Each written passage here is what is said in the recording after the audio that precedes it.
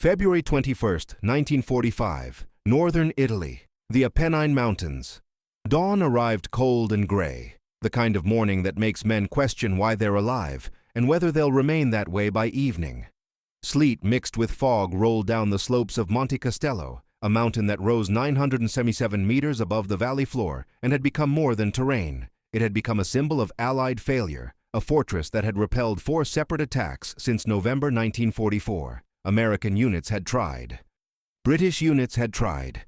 Each time, they had retreated down those slopes carrying their wounded, leaving their dead, admitting defeat against German positions that seemed carved from the mountain itself. Now, in the pre-dawn darkness of February 21st, another line of infantrymen prepared to climb toward those same German bunkers. But these soldiers were different. Their Portuguese flowed in cadences that sounded strange in the Italian winter, tropical vowels mixing with the harsh consonants of military commands. They wore American M1 helmets, but carried Brazilian insignia on their olive drab uniforms. Some had boots that didn't quite fit. Others wore jackets patched with canvas from different supply lots. They were soldiers of the Força Expedicionária Brasileira, the Brazilian Expeditionary Force, and the German troops dug into Monte Castello's slopes had a name for them that dripped with contempt: Bananensoldaten, banana soldiers. Troops from a jungle country who had no business in a European war, who would break at the first artillery barrage, who were only here because the Americans needed bodies to fill gaps in the line. In the German bunkers and trenches carved into Monte Castello's frozen soil, sentries watched the valley below through the mist. They had heard rumors that the Brazilians were coming, that the Americans were sending their South American allies to try what experienced troops had failed to accomplish. The reaction in German positions was a mixture of relief and amusement. Relief because facing inexperienced troops was preferable to facing the veteran American units that had been grinding through Italy for months. Amusement because the idea of Brazilian soldiers, men from a country known for coffee, carnival, and tropical beaches, trying to fight in the Italian winter seemed absurd. One German sergeant reportedly told his squad that they should prepare to take many prisoners, that the Brazilians would surrender as soon as they realized what real war felt like. But as the fog began to thin and the first sounds of movement echoed up from the valley, the clink of equipment, the soft crunch of boots on gravel, the low hum of radios being tested, the atmosphere in the German positions changed subtly. Professional soldiers develop instincts about combat, feelings that emerge from experience and pattern recognition rather than conscious thought. Something about the way the Brazilians were moving, the discipline of their approach, the coordination visible even from a distance, suggested that these weren't panicked conscripts about to break under fire. These were troops who had been trained, who had prepared, who were advancing with purpose rather than desperation. How could soldiers mocked for their accents turn a frozen mountain into fire? The Brazilian Expeditionary Force was born from tragedy and opportunity in equal measure. In 1942, German U-boats operating in the South Atlantic sank 6 Brazilian merchant ships, killing over 600 civilians and sailors. The attacks enraged a nation that had maintained neutrality despite pressure from both Axis and Allied powers. Brazil's President Getúlio Vargas, who had maintained friendly relations with both the United States and Germany, faced domestic fury that demanded action. On August 22, 1942, Brazil declared war on Germany and Italy, joining the Allied cause not from strategic calculation, but from national outrage at civilians killed in waters Brazil considered its own.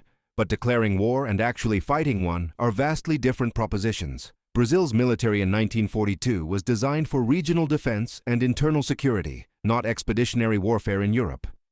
The army lacked modern equipment, had no experience with combined arms operations, and had never deployed forces beyond South America. Simply getting Brazilian troops to Europe would require American ships, American logistics, and American training. President Franklin Roosevelt and the U.S. War Department saw opportunity in Brazil's declaration. A South American ally fighting in Europe would demonstrate hemispheric solidarity, would free up American units for other theaters, and would provide political cover for U.S. dominance in Latin American affairs. The agreement took shape through 1943. The United States would provide complete logistical support, modern weapons, training facilities, and transportation. Brazil would provide the men, volunteers initially, later supplemented by conscripts, drawn from all regions of a country larger than the continental United States. The first Brazilian soldiers shipped to the United States for training in 1943 where they encountered a world utterly different from anything they had known. Men from tropical regions trained in Texas heat, then deployed to Italian cold. Portuguese-speaking sergeants learned to give commands that American artillery crews would understand. Radio operators practiced coordinates in English while maintaining communications in Portuguese. The cultural and practical challenges were immense. Brazilian soldiers came from a society with different military traditions, different concepts of discipline, different relationships between officers and enlisted men. American trainers had to bridge not just language barriers, but fundamental differences in military culture. Some American officers doubted whether the Brazilian troops could ever achieve the level of coordination required for modern warfare. The stereotype of Latin American militaries as corrupt, poorly trained, and ineffective was widespread. Many assumed the Brazilians would be marginally useful for garrison duty, but unsuitable for frontline combat. The Brazilians themselves faced internal doubts and external prejudice. Many had never seen combat. Most had never left Brazil before. They were joining a war that had been raging for years, arriving late to fight alongside allies who had endured Dunkirk, El Alamein, Sicily, Salerno, and Anzio. The question that haunted Brazilian officers was simple. Would their men measure up? Would they embarrass Brazil by breaking under fire, or would they prove that South American soldiers could fight as effectively as anyone? By late 1944, over 25,000 Brazilian soldiers had arrived in Italy as part of the U.S. Fifth Army. They were organized primarily as the 1st Brazilian Infantry Division, with supporting artillery, logistics, and medical units. Their equipment was entirely American: M1 Garand rifles, Browning automatic rifles, 50 caliber machine guns, 60 mm and 81 mm mortars, 105 mm and 150 mm artillery pieces. Their radios were American SCR 610s and SCR 300s. Their trucks, jeeps, and half-tracks were American. Their ammunition, fuel, food, and medical supplies came through American logistics chains. The Brazilians had become, in effect, an American division that spoke Portuguese.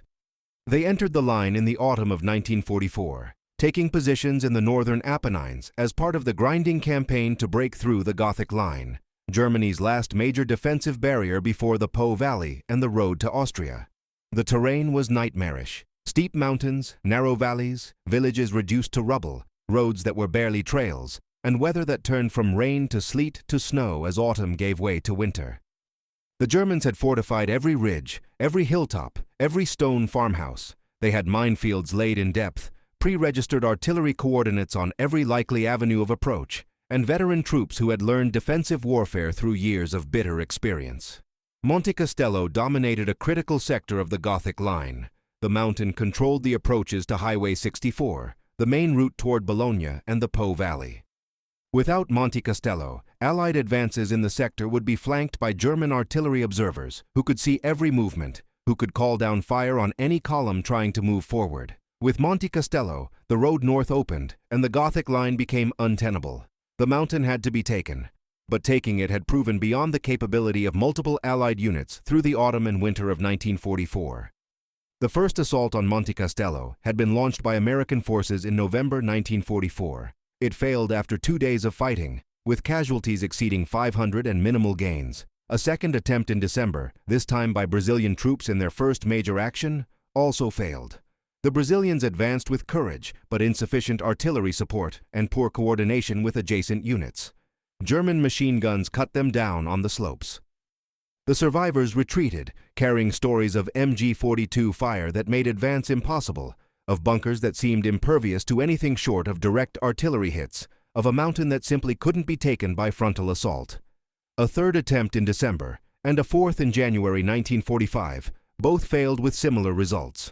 Allied casualties mounted while Monte Castello remained in German hands. The mountain gained a reputation as a fortress, a killing ground where attacks went to die.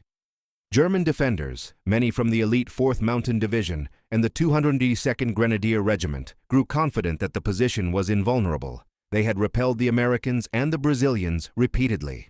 They had proven that courage alone wasn't sufficient to dislodge prepared defenders fighting from superior positions. And they had started to believe their own propaganda about the Brazilian troops, that these were second-rate soldiers who lacked the training, discipline, and toughness required for serious combat. This contempt would prove to be a fatal mistake, because between January and February 1945, the Brazilian forces underwent a transformation. They trained intensively with American artillery units, learning to call fire with precision, to adjust rounds onto target using radio communications that linked forward observers directly to gun batteries miles behind the lines. They practiced combined arms tactics, coordinating infantry, mortars, machine guns, and artillery into synchronized operations. They studied the previous failures, analyzing what had gone wrong, where coordination had broken down, how German positions were organized, and how they could be defeated.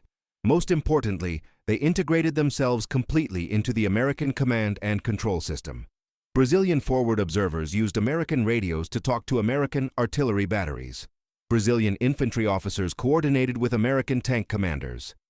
Brazilian logistics officers worked through American supply chains. Language barriers were overcome through intensive training in tactical English, through Brazilian liaison officers embedded with American units, and through the universal language of grid coordinates, compass bearings, and time hacks. By February 1945, the Força Expedicionária Brasileira had become something unique, a fully integrated Allied force that combined Brazilian personnel with American equipment, doctrine, and support. The Germans watching from Monte Castello understood none of this. They saw the same Brazilian troops who had failed in December and January. They expected the same results. They prepared to repel another attack with the same contemptuous confidence that had characterized their previous defenses. What they didn't understand was that they were no longer facing an inexperienced unit trying to learn warfare under fire. They were facing a coordinated military system that had identified their weaknesses and prepared countermeasures. The banana soldiers were about to demonstrate what properly trained, equipped, and supported troops could accomplish when tactical skill met industrial firepower. February 21, 1945. 05:30 hours, Monte Castello. The assault began not with a charge but with silence, a deliberate, calculated pause before violence. In positions at the base of the mountain, Brazilian infantrymen of the 1st Expeditionary Infantry Regiment performed final equipment checks by the dim light of hooded flashlights. Rifle bolts were cycled, magazines inspected, grenades secured to webbing. Radio operators tested their SCR-610 field radios one last time, confirming frequencies with artillery batteries positioned miles behind the lines. Forward observers checked grid coordinates against maps wrapped in plastic to protect them from the sleet that had turned to a cold drizzle. Officers synchronized watches, noting that H hour was set for 0600 hours, when the pre-dawn darkness would still provide some concealment, but enough light to see the ground ahead. At 0558 hours, a sound like distant thunder rolled across the valley. Not thunder, artillery. American 155mm long Tom guns and 105mm howitzers began the preparatory bombardment, shells arcing through the gray sky to crash into German positions on Monte Castello's slopes. The barrage was different from previous attacks. This time, the fire was precisely coordinated, falling on targets identified through weeks of reconnaissance, photography, and prisoner interrogation. German bunkers that had survived previous bombardments were hit with concentrated fire. Machine gun nests were bracketed and saturated. Communication trenches were collapsed by proximity bursts that cratered the frozen ground. At exactly 0600 hours, the artillery shifted, not stopping but moving, walking forward up the slopes in 100-meter increments according to a timetable calculated to keep pace with infantry advance. This was the American concept of rolling barrage refined through years of combat, now executed with Brazilian troops as the primary beneficiaries. As the shells began impacting higher on the mountain, whistle signals sounded in the Brazilian positions. Platoons rose from cover and began moving forward. The advance was methodical, almost mechanical in its precision. Lead squads moved in bounds, one fire team advancing while another provided covering fire, then leapfrogging forward in turn. Machine gun teams displaced to new positions and set up overlapping fields of fire before the riflemen continued forward. Mortar crews broke down their 60mm tubes, carried them forward 50 meters, reassembled and fired support rounds, then repeated the process. Every movement followed doctrine learned in training, practiced until it became automatic, executed now under the stress of German fire that began snapping through the air as soon as the Brazilian troops came within range. Private João Silva from São Paulo carried a Browning automatic rifle, the 20-pound weapon that served as the squad's base of fire. He had trained with it for 6 months, learned its weight and balance, memorized the rhythm of its cyclic rate.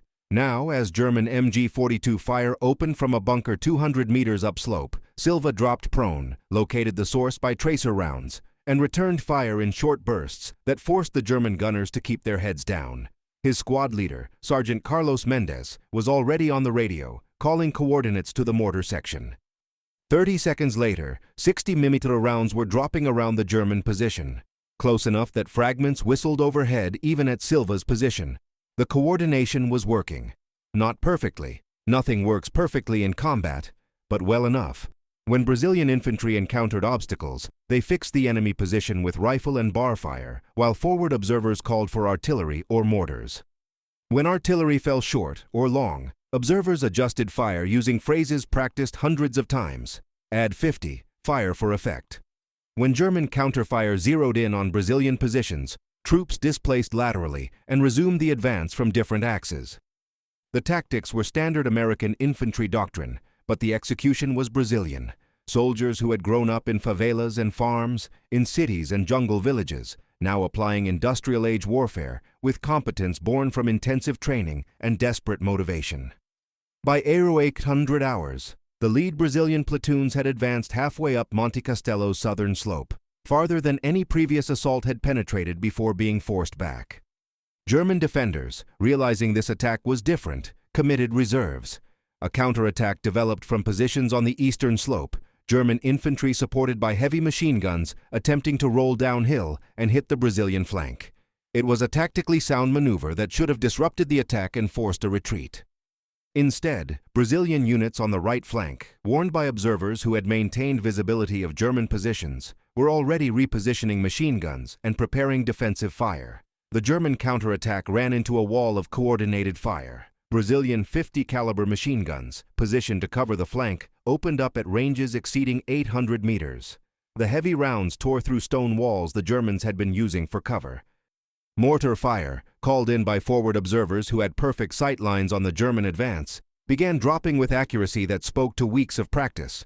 Within minutes, the counterattack stalled, then broke, German survivors retreating back to their original positions under continued fire. The Brazilians resumed their advance upward.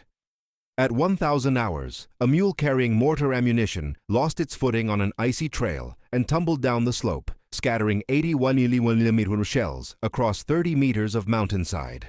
The mortar crew's ammunition bearer, Private Miguel Santos from Recife, made a decision that would enter Brazilian military legend. Rather than wait for the mule to be recovered and repacked, he began carrying shells by hand, 2 at a time, climbing the steep slope to where his mortar crew was suppressing a German position.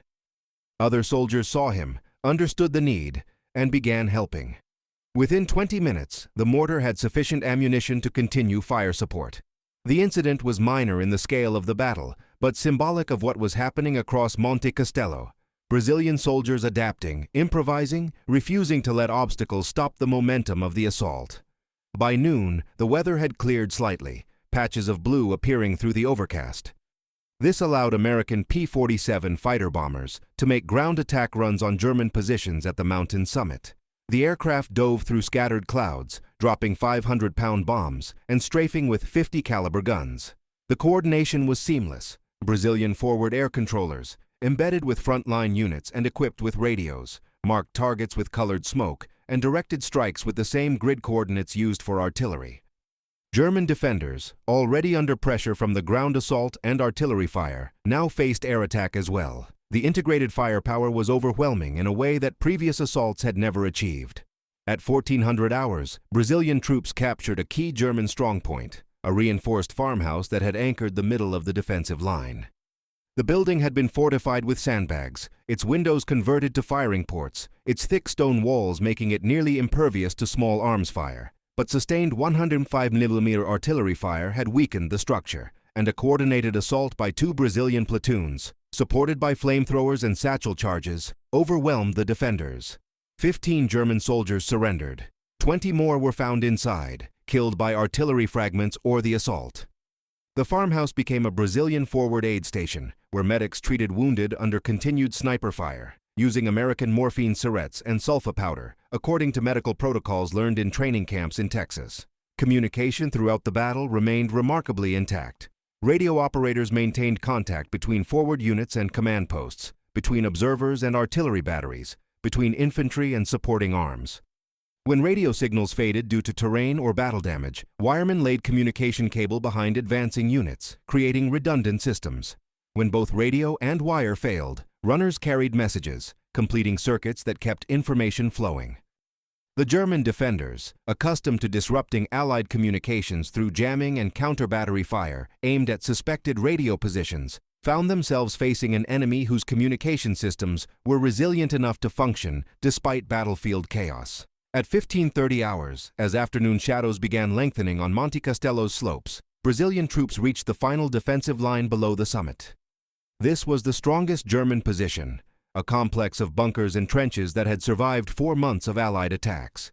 The Brazilians didn't assault it directly. Instead, they fixed it with machine gun fire, while artillery observers called down massed fires. Every available gun, from 105 mm to 155 mm, concentrating on a 100-meter square of mountainside.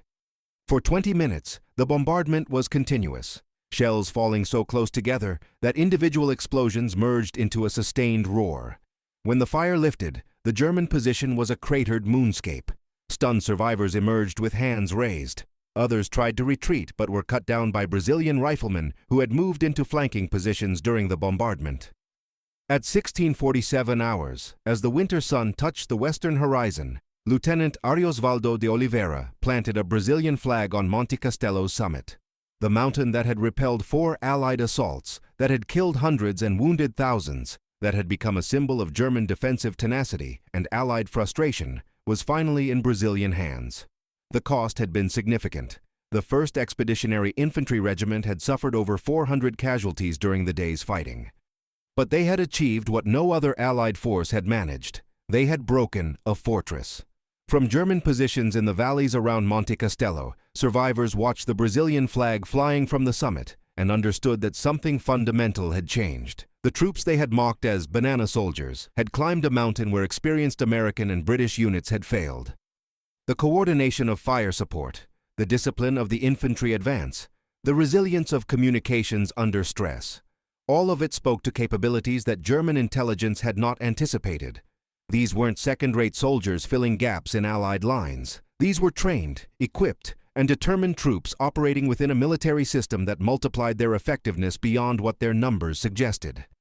The laughter that had greeted news of Brazilian deployment to Italy was gone, replaced by the grim recognition that the Allies could project power globally, could train and equip forces from distant continents, could integrate them into operations with effectiveness that matched or exceeded Germany's veteran units. The banana soldiers had demonstrated that in modern warfare, coordination and firepower could overcome experience and fortification. Monte Castello burned through the night, fires from destroyed bunkers and ammunition stores sending smoke into the Italian sky. A funeral pyre for German contempt and proof that Allied coalition warfare was more than political theater. It was a functional system that worked. The fall of Monte Castello on February 21, 1945, created immediate tactical and strategic consequences that rippled through both Allied and Axis command structures. For the U.S. Fifth Army, the Brazilian success meant that a critical section of the Gothic Line had finally been breached. The mountain had anchored German defenses in the sector for months, its observation posts directing artillery fire that had stalled Allied advances throughout the winter. With Monte Castello in Brazilian hands, those same observation posts now served Allied artillery observers, reversing the tactical equation. German units in adjacent positions found themselves under observed fire from heights that should have been protecting them.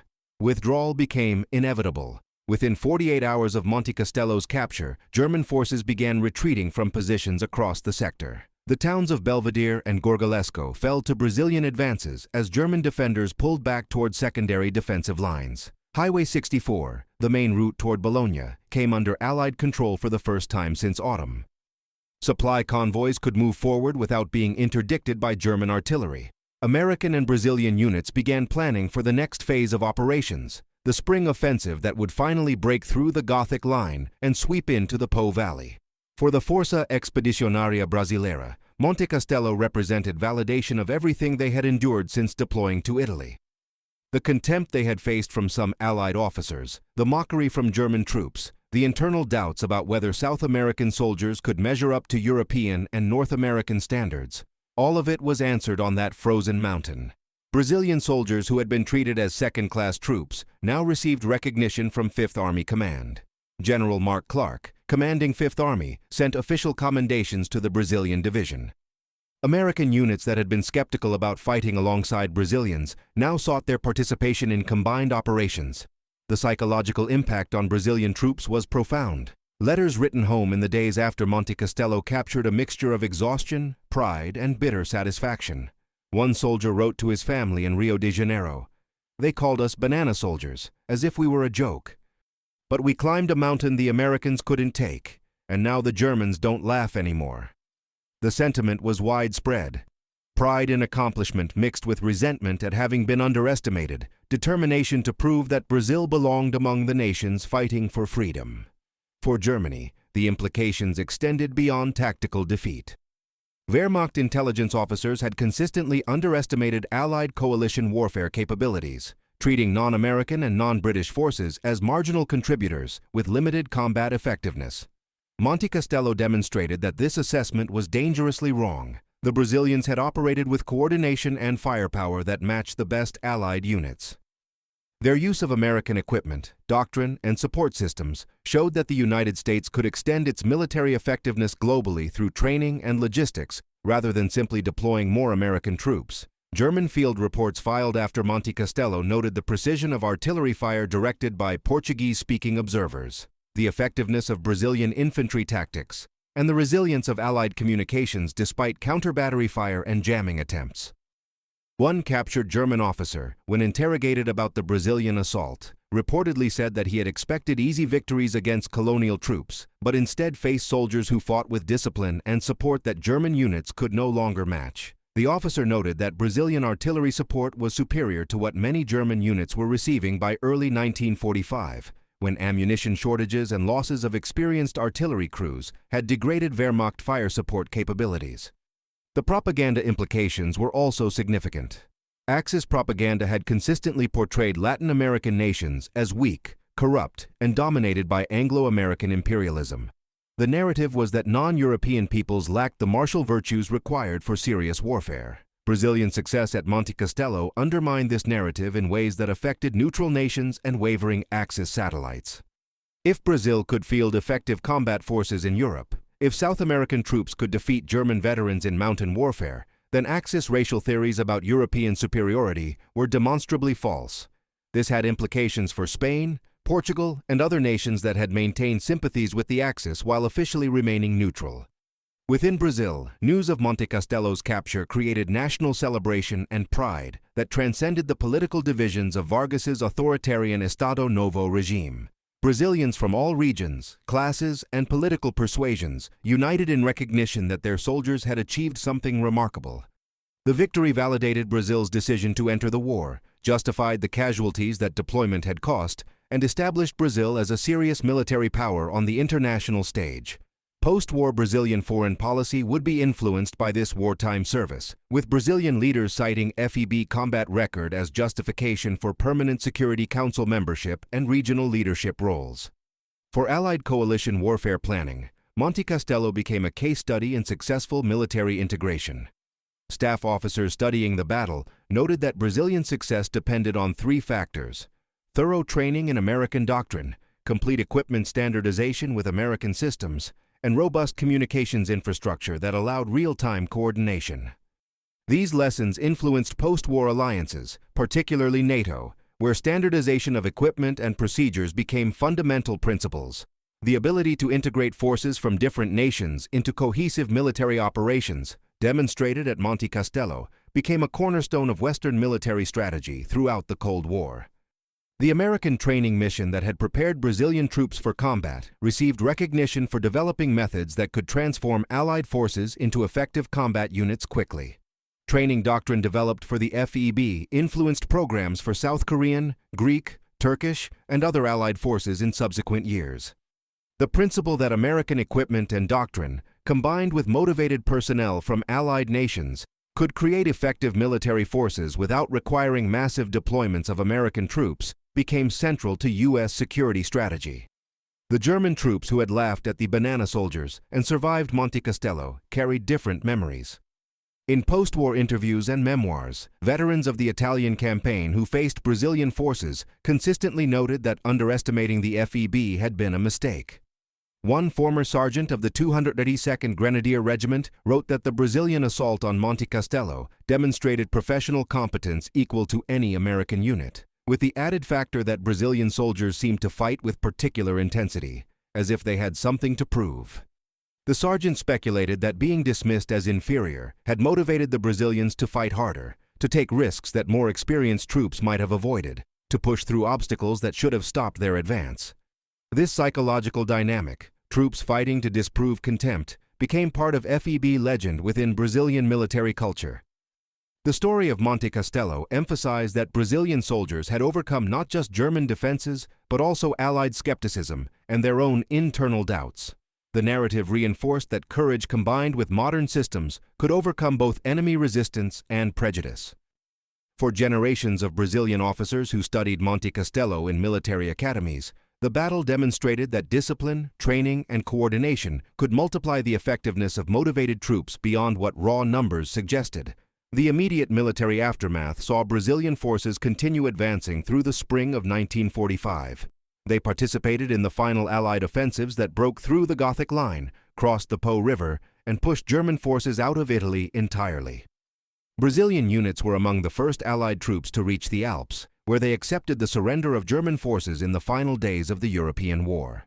Throughout these operations, the FEB maintained the coordination and effectiveness demonstrated at Monte Castello, proving that their success wasn't a lucky anomaly, but the result of systematic preparation and integration. By May 1945, when Germany surrendered, the Força Expedicionária Brasileira had suffered approximately 2,000 killed and 8,000 wounded during 8 months of combat in Italy. These casualties were proportionally similar to other Allied divisions fighting in the same sector. The FEB had killed or captured over 20,000 German soldiers, liberated numerous Italian towns, and contributed significantly to breaking the Gothic Line. But more than these tactical achievements, the FEB had demonstrated that modern military effectiveness transcended national origin, that properly trained and equipped troops from any nation could operate within the sophisticated systems of 20th century warfare. The Battle of Monte Castello showcased the maturation of American combined arms doctrine into a system that could be exported and implemented by Allied forces, regardless of national origin or military tradition. The core innovation wasn't technological. The radios, artillery, and tactics used were standard American equipment and procedures, but rather organizational and doctrinal. What the Brazilians demonstrated was that American military effectiveness could be transferred through training, standardization, and integration rather than requiring American troops to fight every battle personally. The communications infrastructure was fundamental to this success. Brazilian forward observers used SCR-610 backpack radios to communicate with artillery batteries, equipped with identical radios tuned to preset frequencies. The radio communication followed standardized protocols where grid coordinates, target descriptions, and fire corrections used terminology that worked across language barriers. A Brazilian observer calling Fire Mission, Grid 1123456, Infantry and Open, High Explosive, Fire for Effect, would be understood by American artillerymen who didn't speak Portuguese because the format and terminology were universal within the Allied system. This communication standardization allowed real-time coordination of fires that German forces, still largely dependent on telephone lines and runners, couldn't match. The artillery tactics themselves represented the culmination of decades of American development. Forward observers had direct communication with fire direction centers that could compute firing solutions and distribute fire orders to multiple batteries within minutes. This allowed massed fires where dozens of guns could concentrate on single targets, creating destructive effects far exceeding what individual batteries could achieve. The Brazilians, integrated into this system, had access to American firepower that multiplied their infantry effectiveness. A Brazilian rifle platoon advancing up Monte Castello had more artillery support available on call than entire German regiments possessed. The standardization of weapons and equipment proved equally important. Brazilian soldiers carried M1 Garand rifles, the same semi-automatic weapon carried by American troops. This meant ammunition, spare parts, and maintenance procedures were identical across both forces. When Brazilian units ran low on ammunition, American supply dumps could resupply them without requiring separate logistics chains. When weapons required maintenance beyond unit capability, American ordnance companies could repair them using standard procedures and parts. This interoperability extended to every piece of equipment from mortar rounds to radio batteries, creating logistical efficiency that allowed Brazilian units to sustain operations without requiring entirely separate supply systems. The training pipeline that prepared Brazilian troops for combat established patterns that influenced post-war military assistance programs. Brazilian soldiers underwent intensive training at American facilities where they learned not just how to operate weapons, but how to integrate into American tactical systems. They learned radio procedures, artillery coordination, combined arms tactics, and operational planning using American methods and terminology. This training created Brazilian units that could slot directly into American command structures, could coordinate with American units at every level from platoon to division, and could execute operations according to common doctrine. The contrast with German coalition warfare was stark. German forces fighting alongside Italian, Hungarian, Romanian, or Slovak allies faced constant coordination problems. Equipment wasn't standardized. German forces used different weapons, radios, and vehicles than their allies. Communication protocols varied. Training was inconsistent. The result was that German-led coalition operations often suffered from poor coordination, where Allied units fought as separate forces rather than integrated components of unified operations. This organizational inefficiency, as much as material shortages, degraded Wehrmacht effectiveness as the war progressed. The tactical innovation demonstrated at Monte Castello was the rolling barrage executed with precision, enabled by radio communication. Traditional rolling barrages required artillery to advance fire at predetermined times, regardless of infantry progress, creating risks that advancing troops would fall behind the barrage or that artillery would lift too soon and allow defenders to reoccupy positions. The Brazilian assault used radio communication between forward observers, advancing with infantry and fire direction centers, controlling artillery. This allowed the barrage to pace with actual infantry movement, maintaining suppressive fire on defenders until Brazilian troops were close enough to assault positions before Germans could recover from bombardment effects. This real-time fire control, enabled by radio communication and standardized procedures, represented the modern battlefield emerging from World War II experiences. The same principles, networked communication, standardized equipment, coordinated fires, integrated operations, would define military effectiveness through the Cold War and into contemporary warfare. Monte Castello demonstrated these principles in practice, showing that distributed command enabled by communications technology could coordinate complex operations across terrain and conditions that would have made traditional centralized command impossible. The psychological warfare aspect was unintentional but significant. German propaganda had consistently promoted Axis racial theories about European superiority and non-European inadequacy in warfare. Brazilian success at Monte Castello undermined these narratives in ways that affected both military morale and civilian perception in Germany and occupied territories. If tropical soldiers from South America could defeat German mountain troops in Alpine warfare, if Allied coalition forces could coordinate as effectively as Wehrmacht formations, then the ideological foundation of Axis warfare, that European fascist states represented evolution of military capability, was demonstrably false. Post-war analysis of Monte Castello by American military planners identified key factors that made Brazilian integration successful: complete equipment standardization, intensive training in American doctrine, robust communications infrastructure, and clear command relationships where Brazilian units operated under American operational control while maintaining national identity. These factors became template for subsequent military assistance programs where Americans sought to build Allied military capability. The concept that American military effectiveness could be projected through training and equipping Allied forces rather than deploying American troops became cornerstone of containment strategy during Cold War. The technological legacy of Monte Castello lay not in individual weapons, but in systems integration. The SCR-610 radio, the M1 Garand, the 105mm howitzer, none were revolutionary weapons in themselves. What was revolutionary was the organizational system that linked them into coordinated network where information flowed between units, where fires could be massed on targets within minutes, where infantry could call for and receive support from assets distributed across kilometers of battlefield. This network-centric warfare, primitive by contemporary standards but advanced for 1945, gave Allied forces decisive advantages that Axis forces couldn't match with superior individual weapons or more experienced troops. They laughed at the accents, at the patches sewn onto uniforms that had been made for different climates, at soldiers from a country known for coffee plantations and carnival, not for mountain warfare in frozen Italy.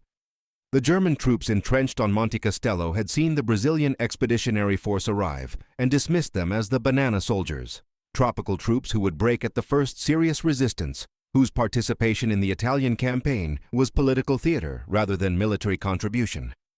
The contempt was sincere and widespread, reflected in intelligence assessments that predicted easy victories against South American forces, in defensive preparations that assumed Brazilian attacks would be repelled as readily as the previous Allied assaults had been stopped. Then February 21, 1945 arrived. The mountain burned around them, the coordinated artillery fire that walked up the slopes in precisely timed increments. The infantry that advanced with discipline that spoke to intensive training rather than amateur enthusiasm. The radio communications that linked observers to batteries, that called down fires with accuracy that shattered bunkers and collapsed trenches. The resilience when German counterattacks tried to break the advance, when machine gun fire tried to stop the climb, when the mountain itself seemed determined to reject the assault.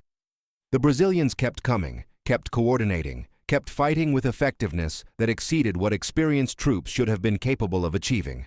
By evening, when Lieutenant de Oliveira planted the Brazilian flag on Monte Castello's summit, the laughter was gone, replaced by retreat, by casualties, by the recognition that Allied coalition warfare wasn't a weakness to be exploited, but a system that multiplied capabilities across nations and continents. The Germans who survived Monte Castello carried different assessments of Brazilian troops than they had held that morning. The reports filed to higher headquarters noted the precision of fire support, the competence of infantry tactics, the effectiveness of coordination. These weren't second-rate colonial troops. These were trained soldiers operating within a military system that had proven itself capable of integrating forces from opposite hemispheres into effective combat operations. For the Brazilian soldiers who stood on that summit as darkness fell, exhausted and wounded but victorious, the moment carried meaning beyond tactical success. They had proven something to themselves, to their allies, to their enemies, and to history. Brazil belonged among the nations fighting to defeat fascism. Brazilian soldiers could measure up to any troops in the world when properly trained and equipped. The mockery they had endured, the contempt they had faced, the doubts they had overcome, all of it made the victory sweeter and more significant.